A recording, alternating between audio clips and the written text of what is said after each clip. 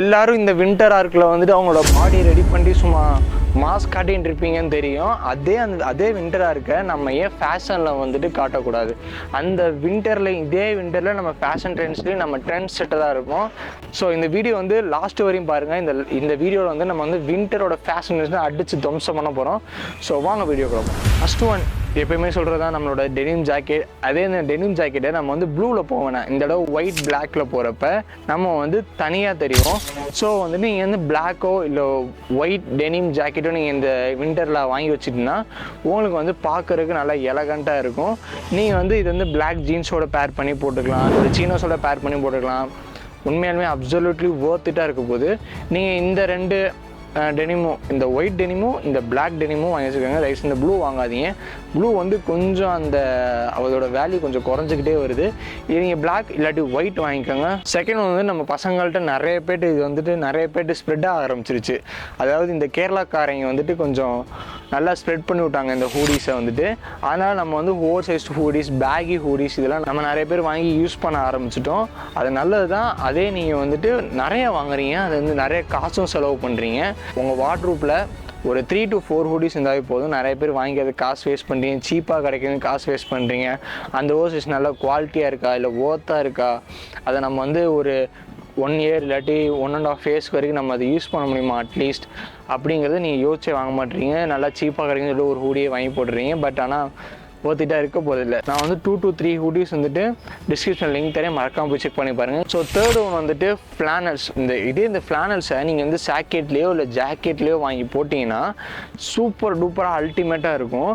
நீங்கள் வந்துட்டு இந்த ஷர்ட்டில் வந்துட்டு அதில் ஒரு லேயரிங் பண்ணுறது அப்படி வச்சுக்கிட்டிங்கன்னா அது வந்து இப்போ ரொம்ப இதாக இருக்கும், பார்க்க தான். ஆனால் தின்னாக இருக்கும். ஒரு சில மெட்டீரியலாக நீங்கள் போடுறப்போ ரொம்ப திக்காக இருக்கும். அந்த மாதிரி மெட்டீரியலாக நீங்கள் வாங்கி போட்டுங்க, உங்களுக்கு வந்து நல்லா சூட்டபுளாக இருக்கும். இதே இந்த ஃப்ளானல்ஸில் வந்து நிறைய டிசைன் வந்து ஸ்னிச்சில் வந்துட்டு ரொம்ப யூனிக்கான கலெக்ஷன்லாம் அவங்க வந்து விட்டுட்ருக்காங்க. அதே மாதிரி வெர்சைட்லேயும் நிறைய பேர் வந்துட்டு விட்டுட்ருக்காங்க. அந்த மாதிரி கலெக்ஷன் நீங்கள் வாங்கி போடுறப்ப நீங்கள் பார்க்குறதுக்கு அல்டிமேட்டாக தெரிவிங்க. ஃபோர்த் ஒன் வந்துட்டு ஸ்வெட் ஷர்ட்ஸ் வந்துட்டு சொல்லவே தேவையில்லை, நம்ம பசங்கள்ட்ட நிறைய பேர்கிட்ட இருக்கும்.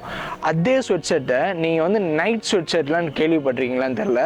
இந்த நைட் ஸ்வெட் ஷர்ட்லாம் நீங்கள் வாங்கி யூஸ் பண்ணுறப்ப அல்டிமேட்டாக இருக்கும். இந்த ரீசன் லைட்டாக உள்ள கேப் இருக்கிற மாதிரியே இருக்கும். உங்கள் பாடி 6 பேக்ஸ்லாம் தெரிகிற மாதிரி இருக்கும். பட் பார்த்தா அப்படி தெரியாது, லைட்டாக ஒரு ஹோலாக இருக்கும்.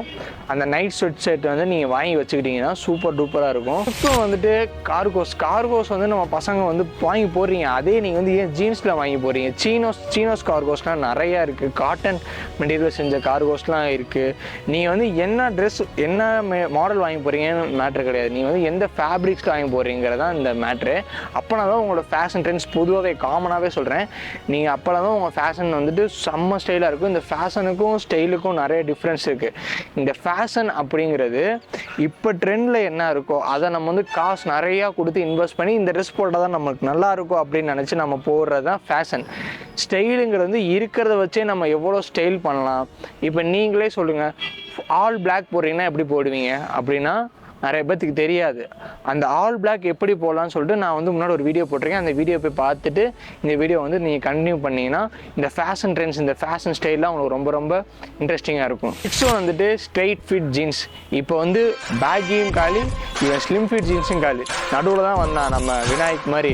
நம்ம வந்து ரெகுலர் ஃபிட், ஸ்ட்ரெயிட் ஃபிட் தான் வந்து நிறைய பேர் வந்து இப்போ விரும்பி போட ஆரம்பிச்சிருக்காங்க. இந்த ஸ்லிம் ஃபிட் போட்டாலும் நிறைய பேருக்கு பிடிக்கல. பேக்கி நல்லா தொலைன்னு போடுறது அதெல்லாம் ரொம்ப ஆக்வர்டாக இருக்கும் பார்க்குறதுக்கு. நீங்கள் வந்து ஸ்ட்ரெயிட் ஃபிட் இல்லாட்டி ரெகுலர் ஃபிட் வந்து போனீங்க, ரெண்டுமே ஒன்று தான். எதுக்கு நான் ஸ்ட்ரெயிட் ஃபிட் ரெகுலர் ஃபிட் தனித்தனியாக சொல்கிறேன்னு தெரியல. இந்த ரெண்டில் ஏதாவது திரும்பி பார்த்தியா, ஸ்ட்ரெயிட் ஃபிட் போடுங்க, உங்களுக்கு வந்து பார்க்க வந்து அல்டிமேட்டாக இருக்கும். ஸோ இந்த வீடியோ பிடிச்சுன்னா சப்ஸ்கிரைப் பண்ணுங்கள், லைக் பண்ணுங்கள், கமெண்ட் பண்ணுங்கள். நம்ம வந்து கூடிய சீக்கிரம் 10K அடிச்சிருவோம், நம்ம ஒரு நம்பிக்கை இருக்குது. ஸோ சப்ஸ்கிரைப் பண்ணிவிட்டு நம்மளோட வீடியோஸ் எல்லாத்தையும் செக் அவுட் பண்ணிவிட்டு you can leave this channel. Bye.